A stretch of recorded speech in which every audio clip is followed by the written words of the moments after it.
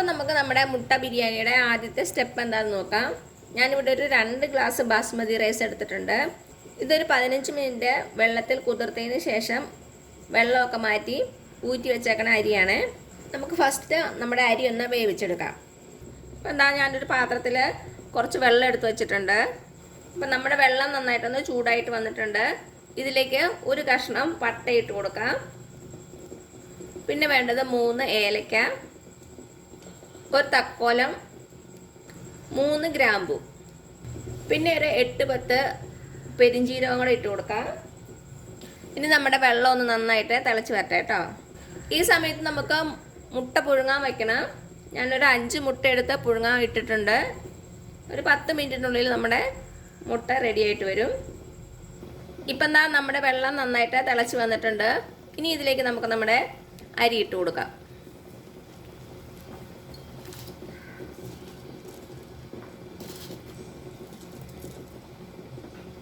നന്നായിട്ടൊന്ന് ഇളക്കി കൊടുക്കുക. നമ്മുടെ അരിക്ക് വേണ്ട ഉപ്പും കൂടെ ചേർത്ത് കൊടുക്കാം. ഉപ്പിട്ടതിന് ശേഷം ഒന്ന് നന്നായിട്ട് മിക്സ് ചെയ്ത് കൊടുക്കാം.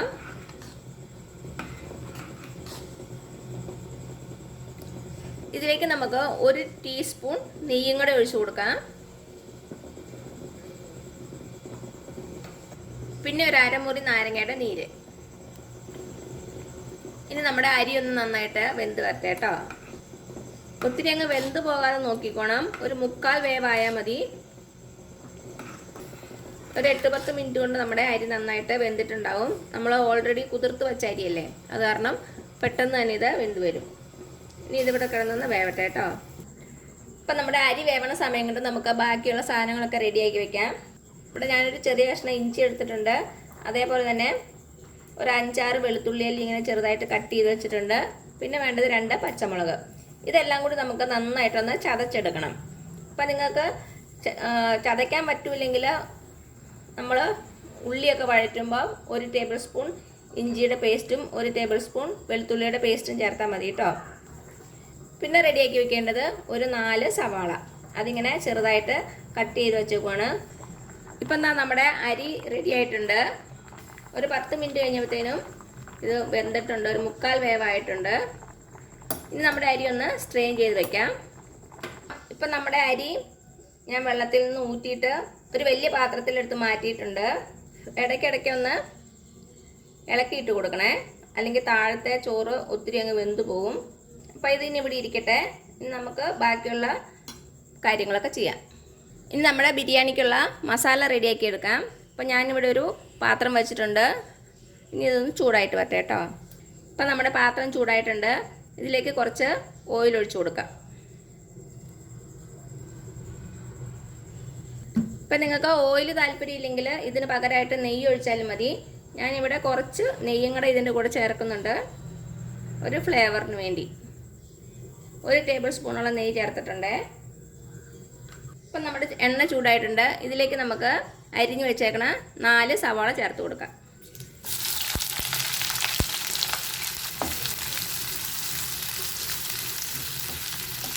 ഇതിലേക്ക് നമുക്ക് കുറച്ച് ഉപ്പിട്ട് കൊടുക്കാം. അപ്പോൾ പെട്ടെന്ന് അങ്ങ് വഴന്ന് കിട്ടും. നമ്മുടെ ഇഞ്ചി, വെളുത്തുള്ളി, പച്ചമുളക് ഞാനൊരു മിക്സി ബൗളിലിട്ടൊന്ന് ക്രഷ് ചെയ്തുകൊണ്ട് വന്നിട്ടുണ്ട്. ഇതുകൂടി നമുക്ക് നമ്മുടെ സവാളയിലേക്ക് ഇട്ട് കൊടുക്കാം.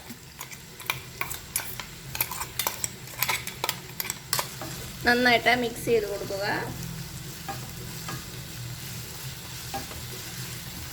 ഇനി ഇതെല്ലാം കൂടി നന്നായിട്ടൊന്ന് വഴന്ന് വരണം. നമ്മുടെ സവാള നല്ല ഗോൾഡൻ കളറാവുന്ന വരെ വഴറ്റണം. ഇപ്പോൾ ഇത് നന്നായിട്ടൊന്ന് വഴന്ന് വരട്ടെ. ഇത് ഞാൻ വേറൊരു അടുപ്പിലേക്ക് മാറ്റുവാണ്.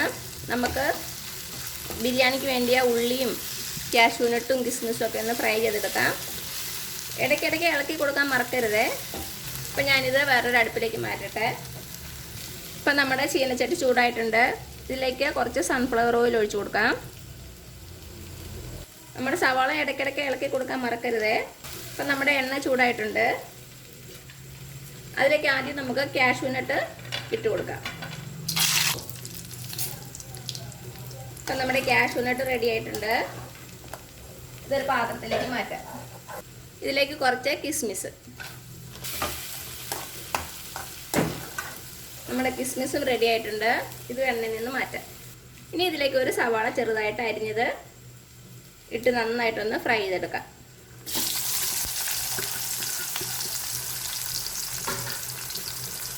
നമ്മുടെ ബിരിയാണി മസാലയുടെ സവാള ഓൾമോസ്റ്റ് റെഡി ആയിട്ടുണ്ട്. കുറച്ചുകൂടി ഒന്ന് ബ്രൗൺ കളറാണ്. അപ്പോൾ ഇതും റെഡി ആയിട്ടുണ്ട്. എണ്ണയിൽ നിന്ന് മാറ്റി പുറത്ത് വയ്ക്കുമ്പോൾ തന്നെ കുറച്ചുകൂടി ഒന്ന് ഫ്രൈ ആയിട്ട് വരും. അപ്പോൾ ഇത്രയും മതി. നമുക്കിത് എണ്ണയിൽ നിന്ന് മാറ്റാം.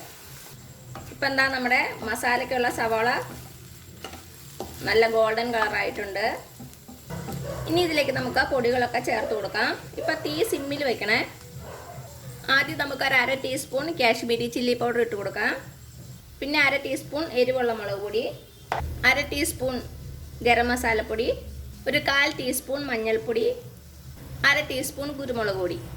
ഇതെല്ലാം കൂടി ചേർത്ത് നമ്മുടെ പച്ചമണം മാറുന്ന വരെ ഒന്ന് വഴറ്റി കൊടുക്കാം. തീ കുറച്ചേ ഇടാവുള്ളേ. ഈ സമയത്ത് നിങ്ങളുടെ കയ്യിൽ ഏലക്കയുടെ പൊടി ഉണ്ടെങ്കിൽ ഒരു 2 നുള്ളിട്ടോളൂ കേട്ടോ. അപ്പോൾ നല്ലൊരു ഫ്ലേവർ കിട്ടും നമ്മുടെ ഗ്രേവിക്ക്. അപ്പോൾ എൻ്റെ കയ്യിൽ ഏലക്കയുടെ പൊടി ഇല്ലാത്ത കാരണം ഞാൻ ചേർക്കണില്ല. അപ്പം നിങ്ങളുടെ കയ്യിലുണ്ടെങ്കിൽ ഒന്ന് ചേർത്തോളൂ കേട്ടോ. അപ്പം നമ്മുടെ പൊടികളുടെ പച്ചമണമൊക്കെ ഒന്ന് മാറിയിട്ടുണ്ട്. ഇനി ഇതിലേക്ക് ഒരു 2 തക്കാളി ഇങ്ങനെ ചെറുതായിട്ട് കട്ട് ചെയ്തിട്ട് കൊടുക്കാം.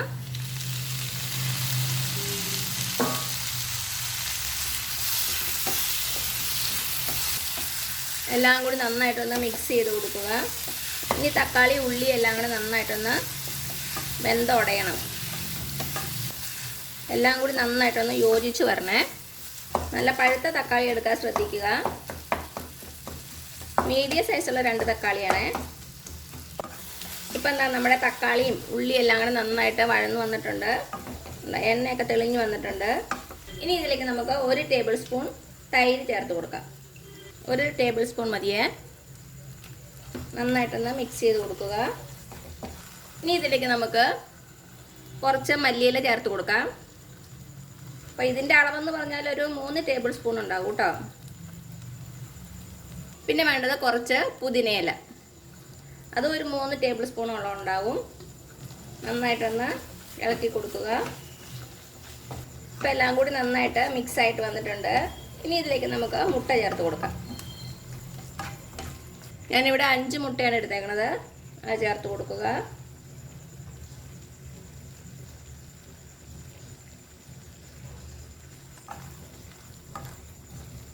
എല്ലാം കൂടി നന്നായിട്ടൊന്ന് മിക്സ് ചെയ്ത് കൊടുക്കാം.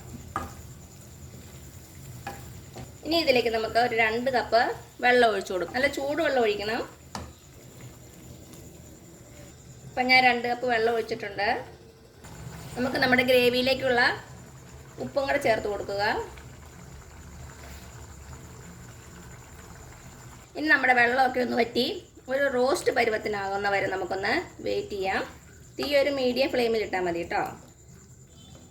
അപ്പോൾ ഇതൊന്ന് വറ്റി വരട്ടെ. ഇടയ്ക്കിടയ്ക്ക് ഒന്ന് ഇളക്കി കൊടുക്കുക. ഇപ്പം എന്താ നമ്മുടെ ഗ്രേവിയുടെ വെള്ളമൊക്കെ വറ്റിയിട്ടുണ്ട്. ഒരു റോസ്റ്റ് പരുവായിട്ടുണ്ട്.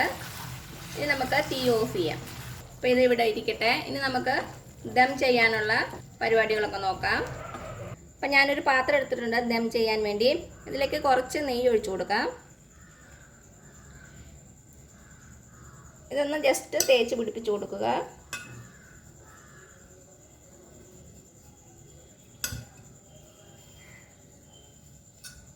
ഇനി ഇതിലേക്ക് നമുക്ക് ഫസ്റ്റ് ലെയറായിട്ട് നമ്മുടെ റൈസ് ഇട്ട് കൊടുക്കാം.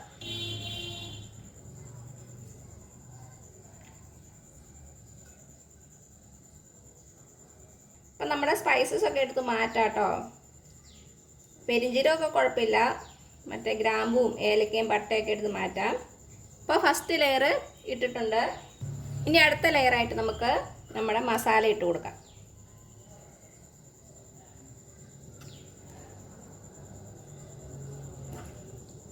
കുറച്ച് കാഷ്യൂനട്ടും കിസ്മിസും, സവാള ഫ്രൈ ചെയ്തും കൂടെ കുറച്ച് ഇട്ട് കൊടുക്കുക. ഇനി അടുത്ത ലെയർ നമ്മുടെ ചോറ്.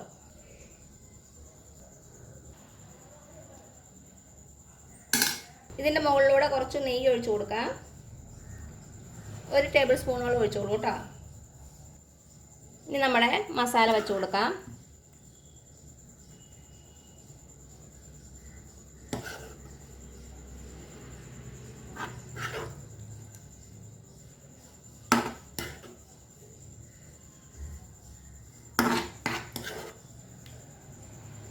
ഇനി അതേപോലെ തന്നെ കുറച്ച് കാഷ്യൂ നട്ട്, കിസ്മിസ്, സവാള വറുത്തത്,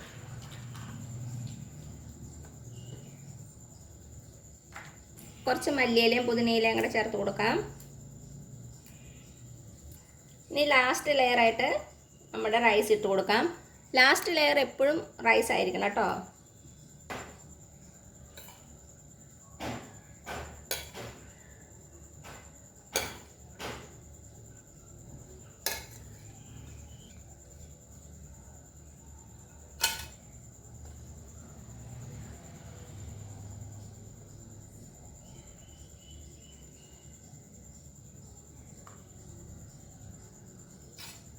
അപ്പം നമ്മുടെ ലാസ്റ്റ് ലെയറും ആയിട്ടുണ്ട്. ഇതിൻ്റെ മുകളിലേക്ക് കുറച്ച് കാഷ്യൂ നട്ടും കിസ്മിസും കൂടി ഇട്ട് കൊടുക്കാം. അതേപോലെ തന്നെ കുറച്ച് സവാള വറുത്തതും. ഇനി നമുക്കൊന്ന് കവർ ചെയ്ത് വെക്കണം. നമുക്ക് ദം ചെയ്യുമ്പോൾ നമ്മുടെ ആവി വെളിയിൽ പോകരുത്. അതിന് വേണ്ടിയിട്ട് ഒരു അലുമിനിയം ഫോയിൽ എടുക്കുക, ഒന്ന് ജസ്റ്റ് കവർ ചെയ്ത് കൊടുക്കാം.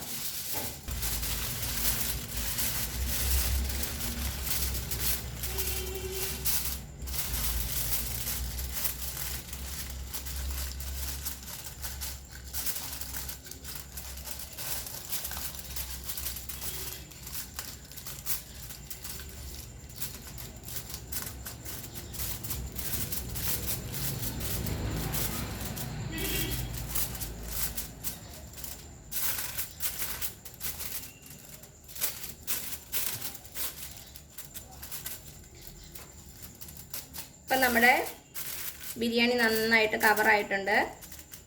ഇനി നമുക്കിത് ദം ചെയ്യാം. ദം ചെയ്യാൻ വേണ്ടി ഞാനൊരു പഴയ ദോശക്കല്ല് എടുത്ത് വെച്ചിട്ടുണ്ട്. ഇതിനി സിമ്മിൽ വയ്ക്കുക. സിമ്മിൽ മാത്രമേ വയ്ക്കാവുള്ളൂ. ഒത്തിരി ഹൈ ഫ്ലെയിമിൽ വെച്ചാൽ നമ്മുടെ ബിരിയാണി അടിയിൽ പിടിക്കും. അതാണ് സിമ്മിൽ മാത്രം വയ്ക്കുക.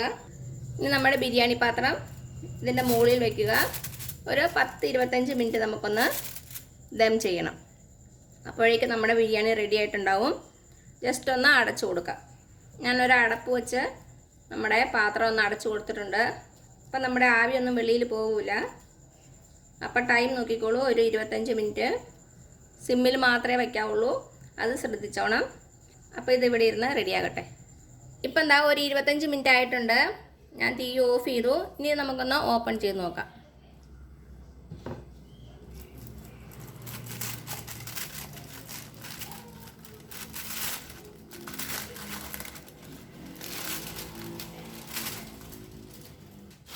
ആഹാ, നല്ല സ്മെല്ലൊക്കെ വരുന്നുണ്ട്. അപ്പം എന്താ നമ്മുടെ ബിരിയാണി റെഡി ആയിട്ടുണ്ട്. ഒന്നെങ്കിൽ നിങ്ങൾക്ക് ഇഷ്ടമാണെങ്കിൽ മിക്സ് ചെയ്തിട്ട് എല്ലാം കൂടി ഒന്ന് മിക്സ് ചെയ്തിട്ട് സെർവ് ചെയ്യാം. അല്ലെങ്കിൽ ഒരു സൈഡിൽ നിന്ന് മാത്രം ലെയറായിട്ട് നമുക്ക് കിട്ടും. ഒരു സൈഡിൽ നിന്ന് മാത്രം എടുക്കുക. ഞാനിപ്പോൾ സൈഡിൽ നിന്ന് ലെയറായിട്ടാണ് എടുക്കുന്നത്. അതാണ് ഇവിടെ എല്ലാവർക്കും കൂടുതൽ താല്പര്യം. അപ്പോൾ എല്ലാവരും ഒന്ന് ട്രൈ ചെയ്ത് നോക്കുക. നല്ല ടേസ്റ്റി ആയിട്ടുള്ള നല്ല അടിപൊളി മുട്ട ബിരിയാണി. എന്നിട്ട് തയ്യാറാക്കി നോക്കിയിട്ട് അഭിപ്രായങ്ങളൊന്നും അറിയിക്കാൻ മറക്കരുത്.